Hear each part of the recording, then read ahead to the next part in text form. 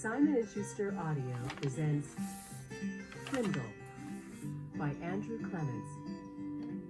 Read by Keith Knobs.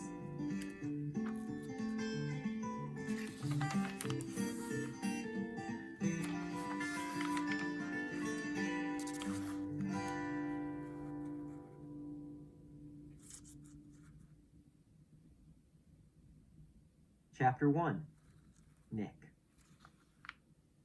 If you ask the kids and the teachers at Lincoln Elementary School to make 3 lists, all the really bad kids, all the really smart kids, and all the really good kids, Nick Allen would not be on any of them. Nick deserved a list all his own, and everyone knew it. Was Nick a troublemaker? Hard to say. One thing's for sure, Nick Allen had plenty of ideas, and he knew what to do with them. One time in 3rd grade, Nick decided to turn Miss Deaver's room into a tropical island. What kid in New Hampshire isn't ready for a little summer in February? So first he got everyone to make small palm trees out of green and brown construction paper and tape them onto the corners of each desk. Miss Deaver had only been a teacher for about 6 months, and she was delighted. That's so cute. The next day, all the girls wore paper flowers in their hair, and all the boys wore sunglasses and beach hats. Miss Deaver clapped her hands and said, "It's so colorful." The day after that, Nick turned the classroom thermostat up to about 90 degrees with a little screwdriver he had brought from home. All the kids changed into shorts and t-shirts with no shoes. And when Miss Deaver left the room for a minute, Nick spread about 10 cups of fine white sand all over the classroom floor. Miss Deaver was surprised again at just how creative her students could be. But the sand got tracked out into the hallway, where Manny the custodian did not think it was creative at all, and he stomped right down to the office.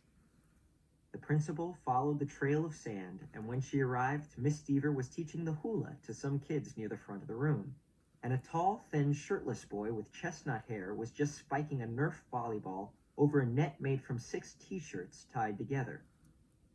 The 3rd grade trip to the South Seas ended, suddenly. But that didn't stop Nick from trying to liven things up. Lincoln Elementary needed a good jolt once in a while, and Nick was just the guy to deliver it. About a year later, Nick made the great blackbird discovery. One night he learned on a TV show that red-winged blackbirds give this high-pitched chirp when a hawk or some other danger comes near. Because of the way sound travels, the hunter birds can't tell where the high-pitched chirp is coming from.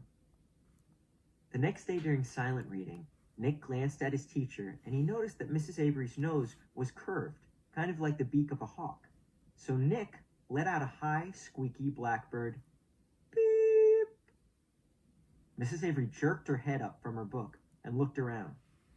She couldn't tell who did it, so she just said shh to the whole class. A minute later, Nick did it again, louder. This time there was a little giggling from the class, but Mrs. Avery pretended not to hear the sound, and about 15 seconds later, she slowly stood up and walked to the back of the classroom.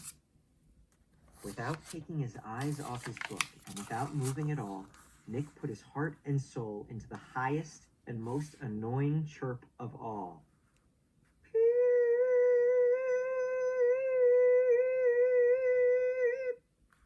Mrs. Avery pounced. "Janet Fisk, you stop that this instant." Janet, who was sitting 4 rows away from Nick, promptly turned white, then bright crimson. "But it wasn't me. Honest." There was a catch in Janet's voice, as if she might cry. Mrs. Avery knew she had made a mistake, and she apologized to Janet. "But someone is asking for big trouble," said Mrs. Avery, looking more like a hawk every second. Nick kept reading, and he didn't make a peep. At lunchtime, Nick talked to Janet. He felt bad that Mrs. Avery had pounced on her. Janet lived in Nick's neighborhood, and sometimes they played together. She was good at baseball, and she was better at soccer than most of the kids in the whole school, boys or girls. Nick said, "Hey, Janet, I'm sorry you got yelled at during reading. It was my fault. I was the one who made that sound." You did? Said Janet. How come Mrs. Avery thought it was me? So Nick told her about the blackbirds, and Janet thought it was pretty interesting. Then she tried making a peep or two, and Janet's chirps were even higher and squeakier than Nick's. She promised to keep everything a secret. For the rest of Nick's 4th grade year, at least once a week, Mrs. Avery heard a loud peep from somewhere in her classroom. Sometimes it was a high-pitched chirp, and sometimes it was a very high-pitched chirp. Mrs. Avery never figured out who was making that sound, and gradually she trained herself to ignore it, but she still looked like a hawk. To Nick, the whole thing was just one long and successful science experiment, and Janet Fisk enjoyed it too.